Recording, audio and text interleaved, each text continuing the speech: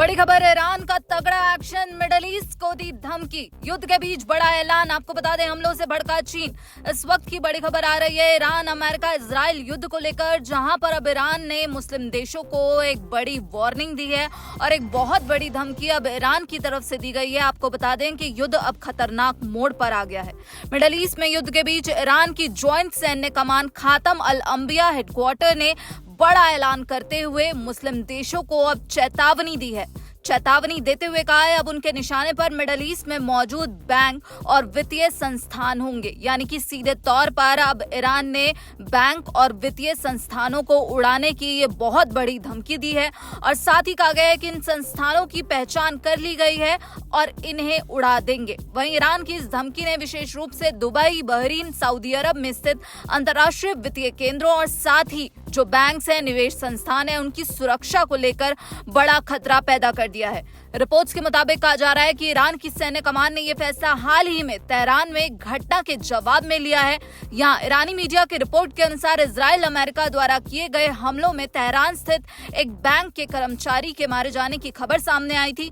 इसके विरोध में ईरान ने अब ये बड़ा ऐलान किया है और साथ ही आर्थिक ढांचे को निशाना बनाने की बात की है। खातम अल अंबिया मुख्यालय ने सीधे तौर पर कहा है कि जिन संस्थानों को वो निशाना बनाएंगे उनकी पहचान कर ली गई है। रिपोर्ट्स के मुताबिक कहा जा रहा है कि ईरानी सैन्य कमान की यह धमकी खासकर दुबई, बहरीन, सऊदी अरब जैसे देशों के लिए चिंता का विषय है, क्योंकि यहाँ पर जो इंटरनेशनल बैंक्स हैं और जो वित्तीय संस्थान है वो बहुत बड़ी संख्या में मौजूद हैं। और दुबई की बात करें तो ये मिडल ईस्ट का प्रमुख वित्तीय केंद्र है, जहाँ हजारों वैश्विक बैंक और साथ ही जो इन्वेस्टमेंट फर्म्स हैं वो काम करती हैं। और अगर ईरान इन संस्थानों को निशाना बनाता है तो एक्सपर्ट्स का मानना है कि जो ग्लोबल अर्थव्यवस्था है, जो वैश्विक अर्थव्यवस्था है, उस पर गहरा असर देखने को मिल सकता है।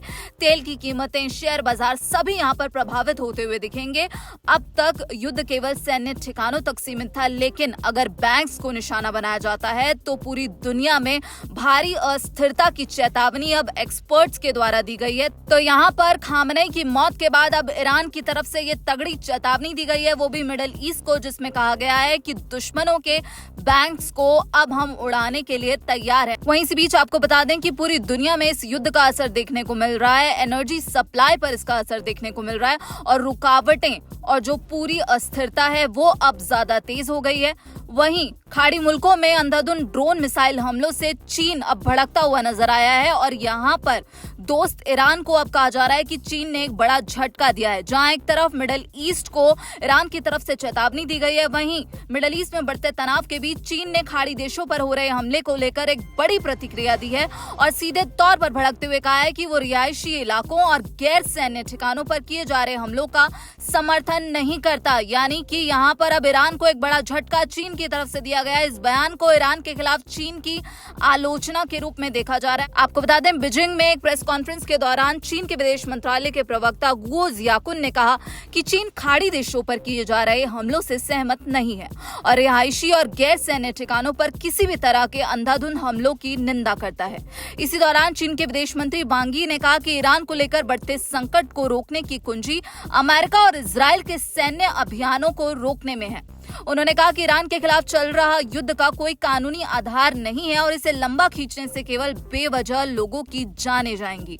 अब यहाँ पर एक तरफ चीन ने ईरान को झटका दिया है, वहीं सीधे तौर पर यह भी कहा है कि ईरान के खिलाफ जो युद्ध चल रहा है उसका कोई कानूनी आधार नहीं है। यानी कि अमेरिका को भी अब यहाँ पर एक फटकार चीन की तरफ से लगाई गई है। लेकिन यहाँ अब जो मौजूदा हालात बनते हुए नजर आ रहे हैं उसमें यह कहा जा रहा है कि अब ये युद्ध खतरनाक मोड़ पर पहुंचता हुआ दिख रहा है, क्योंकि ईरान की तरफ से मिडल ईस्ट को ये बहुत बड़ी धमकी दी गई है, जिसमें कहा गया है कि बैंक्स को निशाना बनाया जाएगा।